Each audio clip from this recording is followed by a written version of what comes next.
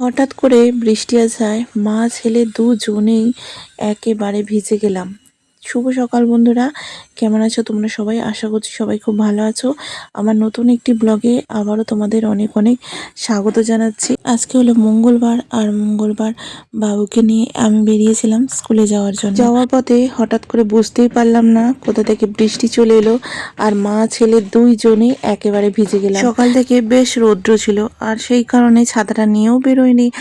আর একটু আসার পরে এত পরিমাণে বৃষ্টি এলো যে দুজনেই ভিজে গেলাম। তো খানিকটা দাঁড়িয়ে থেকে তারপরে বাবুকে নিয়ে আবারও বেরিয়ে একটু বৃষ্টি থামতে বাবুকে দিয়ে দিলাম স্কুলে। আর তারপরে আমিও স্কুল থেকে বেরিয়ে বাড়ি যাওয়ার উদ্দেশ্যে বেরিয়ে পড়লাম।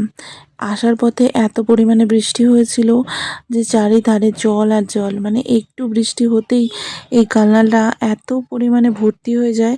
আচ্ছা, তোমরা দেখতেই পাচ্ছ দেয়ালের কত পর্যন্ত জল উঠে যায়, তত পর্যন্ত কিন্তু একটা দাগ রয়ে গেছে। আর এই ভেতরটা যেন মনে হয় পুরো গুহার ভেতরে আমি প্রবেশ করে গিয়েছি, এতটা পরিমাণে অন্ধকার আচ্ছন্ন। আজকে লাইটগুলোও যেন তো জ্বলছিল না। দুই পাশটা পার হতে মিনিমাম 2 মিনিটের মতন আর কি সময় লাগে, হেঁটে হেঁটে আর কি। তো দেখতেই পাচ্ছ আজকে লাইটটা একদমই জ্বলেনি। আর এই কালনালটার জন্যেই না আমার ভীষণ ভয় লাগে একা একা ওদেরকে কোথাও ছাড়তে। এতটা পরিমাণে ওটা অন্ধকার থাকে না, বাচ্চারা যতটা সম্ভব ভয় পেয়ে যাবে। তো এই যে দেখতেই পাচ্ছ আজকেও কিন্তু লিফটটা আবারও বন্ধ করে দিয়েছে। আগের দিন মাত্র চালু করেছিল, আবার আজকে লিফটটা বন্ধ। তো এই দুর্দশার জন্যই জানো তো আমি চেয়েছিলাম এখান থেকে অন্য এক জায়গায় রুম নিয়ে যাব, তবে কিন্তু হয়েও ওঠে না, কারণ সব জায়গায় জলের সুবিধাটা পাওয়া যায় না। এখানে যেমন জলের সুবিধাটা রয়েছে, যখন খুশি তুমি কাজ করতে পারো, সব সময় সারাদিনই জল থাকে। অন্যান্য ফ্ল্যাটে সারাদিন জলটা থাকে না।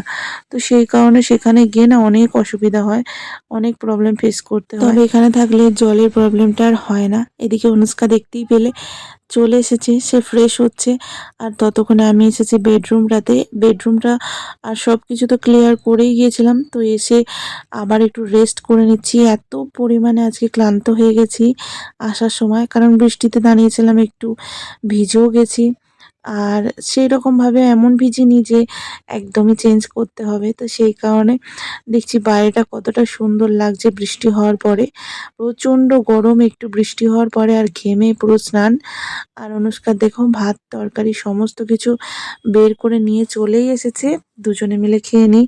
আজকে হয়েছে দেখো কি কি রান্না করেছি। আজকে একটু তরকারি, আর তার সাথে করেছি ঢ্যাঁড়স ভাজা, তার সাথে করেছি একটু মুসুরির ডাল। আর এই তো ছিল আজকের মানে খাবার দাবার। প্রত্যেকদিন দুপুরবেলা অনুষ্কা আর আমি দুজনেই কিন্তু একসাথে খাওয়া দাওয়া করি। আর খাওয়া দাওয়া করার পর দুজনে একসাথেই কিন্তু একটু রেস্ট করে নিই। তারপর অনুষ্কা উঠে চলে যায় টিউশনে, আর আমি আমার ঘরের যাবতীয় কাজ করতে শুরু করে দিই। তো এইভাবেই কাটে আমাদের দিনটা, আর আজকের দিনটা এইভাবেই কাটালাম।